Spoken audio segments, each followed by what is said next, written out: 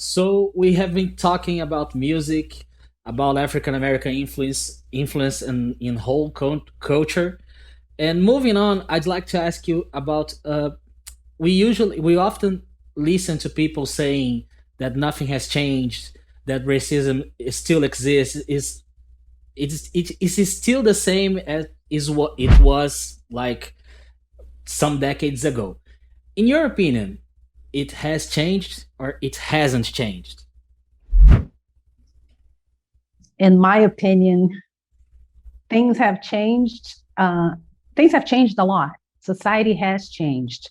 The thing is, it has change has not been complete, and that's I think people who say who conclude that nothing has changed are looking at. I'm not looking at the whole picture.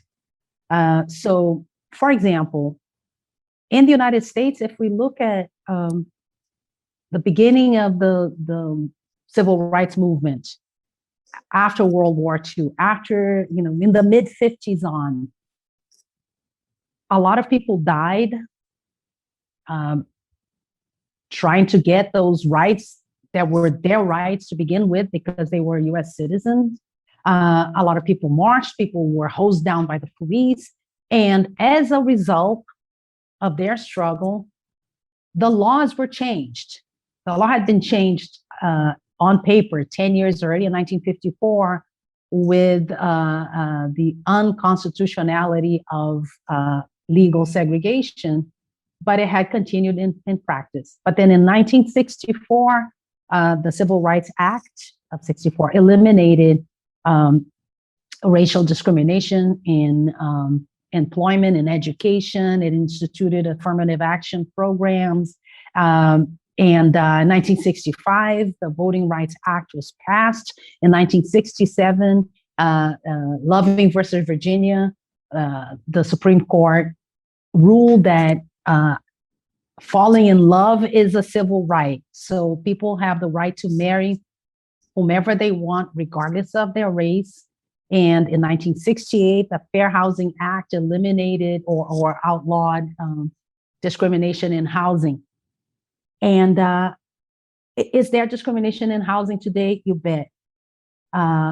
Is interracial marriage rampant in the United States? No. But the thing is, with these laws, there are recourses now for those when the laws are violated. Oh, but the law is slow. Yes, the law is slow, but there are laws when therefore there were none. So if something happened, people were, uh, were on their own.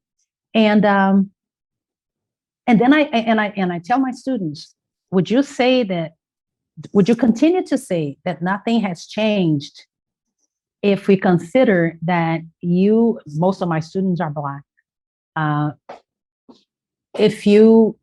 Would you be able to go to university, to go to college? Would we be having this discussion 100 years ago, even 50 years ago?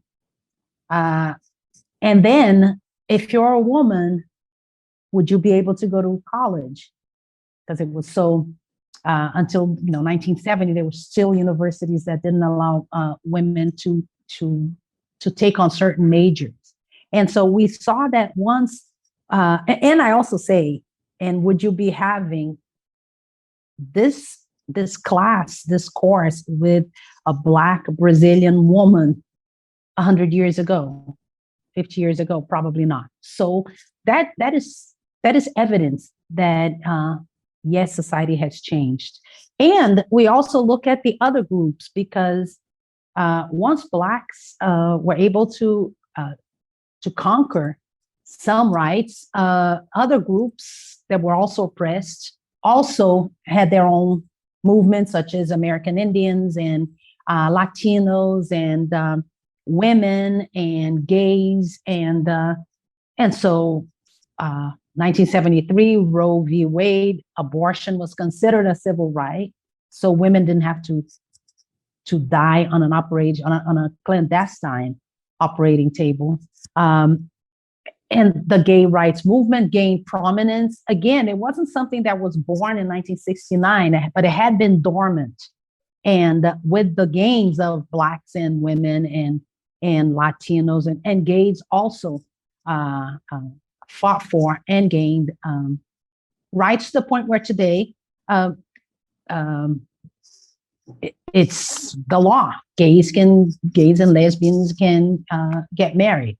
So, and in Brazil too, if we look at the Brazilian situation, because we also hear it's like always the same thing, we see that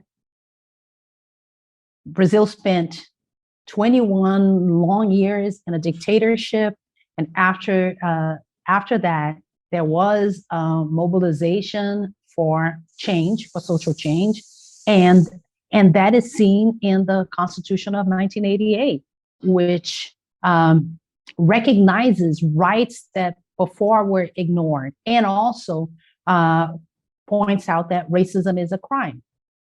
So racism is unconstitutional in Brazil, and then people might say, oh, but nobody ever pays for it, nobody gets it. But the fact that it's there, if it's there, then it can be demanded. People can make demands on it because it's recognized. So to me, that has changed, even though we see that there are all kinds of incidents that continue to happen. But before, they would be ignored. Today, they are no longer ignored, even if that change hasn't been complete.